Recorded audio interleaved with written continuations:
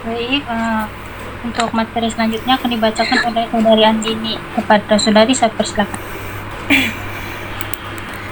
Baik, terima kasih untuk waktunya. Di sini saya akan menjelaskan tentang interaksi obat antimikroba dengan non-antimikroba, di mana obat-obat yang berinteraksi di sini itu terjadi secara farmakokinetik, yaitu di bagian distribusi obat, di mana dia terkait dengan situs pembawa serum atau terkait dengan protein pengikat. Jadi di mana kita tahu obat kalau dia masuk ke dalam tubuh kita, untuk bisa didistribusikan, dia harus berikatan dulu sama protein yang spesifik.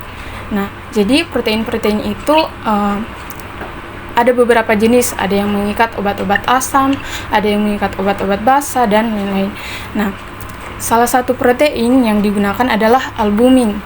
Jadi, tabel di samping itu kalau teman-teman lihat ini berisi tentang antimikroba yang bersifat asam. Jadi ketika dua obat diberikan, ada dua obat yang bersifat asam diberikan secara bersamaan, maka mereka akan bersaing untuk berikatan sama protein albumin.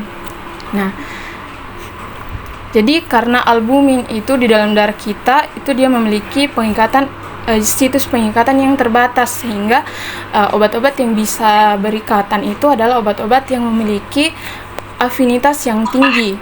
Nah, salah satu contohnya bisa teman-teman lihat pada warfarin dan juga sulfonamid.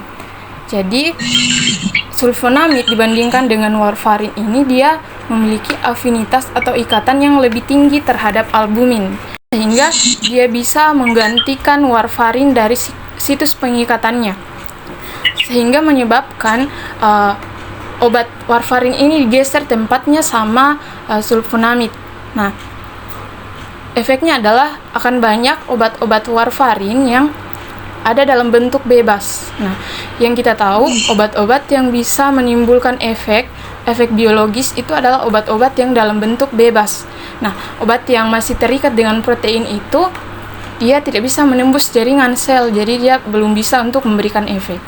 Nah, sehingga jumlah obat bebas dari warfarin meningkat, sehingga efeknya juga meningkat.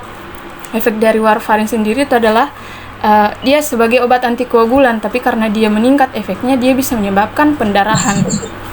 Nah, jadi ada apa Dewi? Kenapa Dewi ketawa-ketawa? Lanjut. baik, saya lanjutkan. Jadi interaksi yang terjadi antara sulfonamid dengan warfarin ini adalah yang memiliki signifikan yang termasuk ke dalam mayor. Kenapa? Karena warfarin ini dia termasuk dalam obat-obat dengan indeks terapi sempit. Selanjutnya adalah interaksi yang terjadi di bagian farmakokinetik juga, tapi dia di bagian ekskresinya, yaitu terjadi kompetisi sekresi tubular ginjal. Nah, saya ambil satu contoh, itu methotrexate sama probenecid. Nah, mekanismenya itu kenapa? Karena methotrexate ini adalah satu obat yang terutama diekskresikan dia melalui ginjal. Nah, kalau diberikan bersama dengan probenecid ini kalau kita share itu obat asam urat, dia meningkatkan sekresi dari asam urat. Nah, dengan cara dia menghambat transporter yang mengambil kembali mengambil kembali asam urat ke dalam ginjal yang menyerap kembali. Nah, dia menghambat transporter itu sehingga obat-obat itu bisa diekskresikan dari tubuh kita. Nah, tetapi obat-obat methotrexate ini juga dia juga menggunakan transporter ini untuk diekskresikan, sehingga mereka berkompetisi untuk disekresikan oleh tubular ginjal, sehingga karena methotrexate-nya ini dihambat ekskresinya, maka efeknya akan meningkat. Nah, kalau efek dari methotrexate sendiri kan dia salah satu digunakan untuk imunosupresan. Nah, di mana dia akan menurunkan atau menghambat sistem kekebalan tubuh yang berlebihan. Nah, ketika tingkat konsentrasinya, maka bisa berakibat fatal.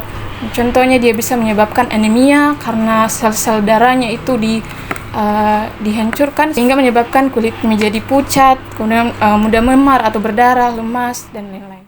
Mungkin sekian yang bisa saya sampaikan. Terima kasih untuk waktunya.